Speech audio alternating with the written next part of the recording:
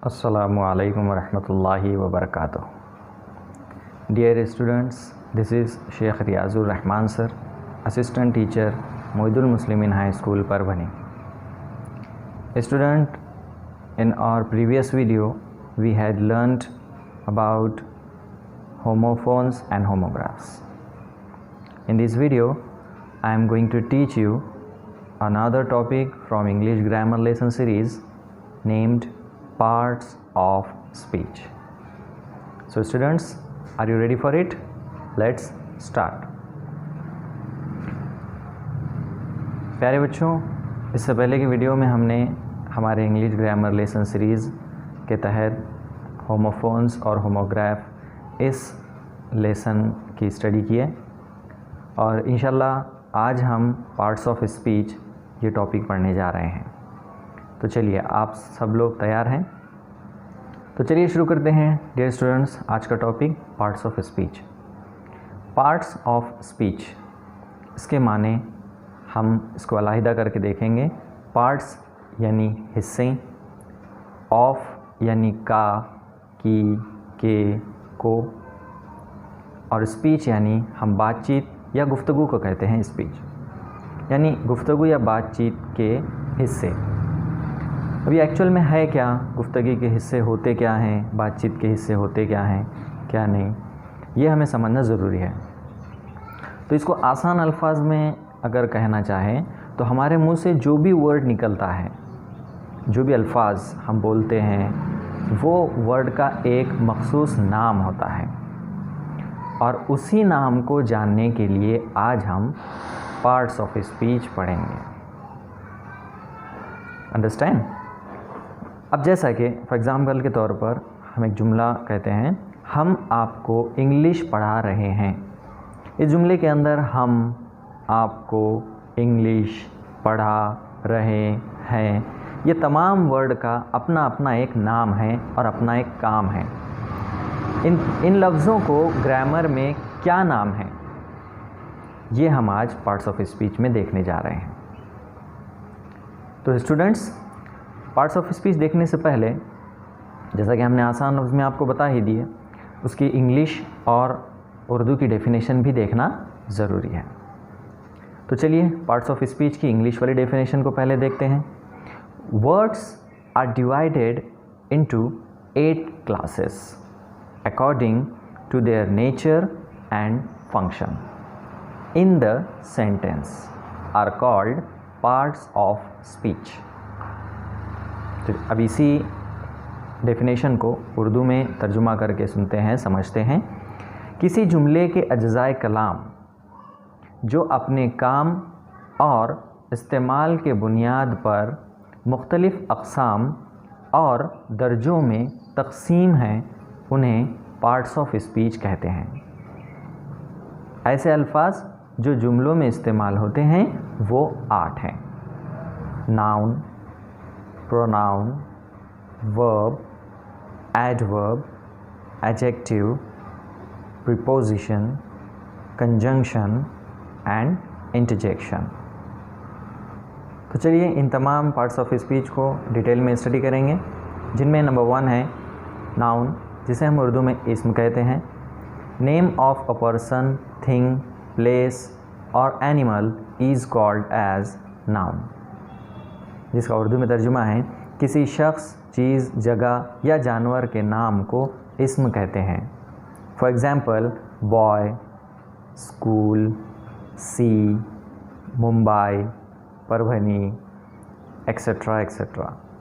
यानी किसी भी शख्स, चीज़, जगह, जानवर के नाम को हम नाउन कहते हैं। नाम का ग्रामेटिकल नाम नाउन है। इसके बाद है प्रोनाउन, जिसे हम उर्दू में इसमें ज़मीर कहते हैं। तो इसकी इंग्लिश की डेफिनेशन देखेंगे। The word which is used in place of noun is called as pronoun. ऐसा अल्फाज जो इस्म की जगह इस्तेमाल होता है उसे इसमें ज़मीर कहते हैं। For example I, we, you, he, she, it, them, these, etcetera etcetera. यानी ऐसा अल्फाज जो नाम की जगह इस्तेमाल होता है उसे हम प्रोनाउन कहते हैं, इसमें ज़मीर कहते हैं। उसके बाद नंबर 3 वर्ब, जिसे उर्दू में फ़ेल कहते हैं। चलिए इसकी इंग्लिश वाली डेफिनेशन देखते हैं। A word which denotes an action और movement is called as verb. ऐसा अल्फाज जो हरकत या काम को जाहिर करता है उसे हम फ़ेल कहते हैं, वर्ब कहते हैं। For example play, sing, dance, etcetera etcetera. Number 4 adverb. अब एडवर्ब को हम उर्दू में कहते हैं मुताल्लिक़ फ़ेल। चलिए इसकी इंग्लिश की डेफिनेशन देखते हैं। A word which modifies a verb और adjective is called as adverb. यानी कि ऐसा लफ्ज़ जो फ़ेल या सिफत को बयान करता है उसे एडवर्ब कहते हैं या मुताल्लिक़ फ़ेल कहते हैं। For example clearly, sharply, very, etcetera etcetera. उसके बाद अगला पार्ट्स ऑफ स्पीच है एडजेक्टिव, जिसे हम सिफत कहते हैं। A word which modifies a noun और प्रोनाउन इज़ कॉल्ड एडजेक्टिव। ऐसा लफ्ज़ जो इस्म या ज़मीर के बारे में मालूमात दे उसे सिफत कहते हैं। For example good, many, all, some, etcetera. उसके बाद है प्रीपोजिशन, जिसे हम हुर्फ़े जार कहते हैं। A word which shows the relation of a noun और pronoun with other words in the sentence is called preposition.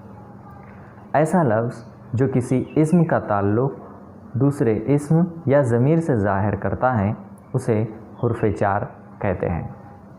For example on, below, above, with, etcetera. उसके बाद अगला पार्ट्स ऑफ स्पीच है कंजंक्शन। कंजंक्शन हुर्फ़े अत्फ़ को कहते हैं। इसकी English वाली डेफिनेशन देखेंगे। अ word which joins 2 or more words or sentences is called as conjunction। ऐसा लफ्ज़ जो 2 या 2 से ज़्यादा अल्फाज या जुमलों को जोड़ता है उस अल्फाज को हम कंजंक्शन कहते हैं, यानी कि हुर्फ़े अत्फ़ कहते हैं। और आखिर में है इंटरजेक्शन, जिसे हम हुर्फ़े फ़जाइया कहते हैं।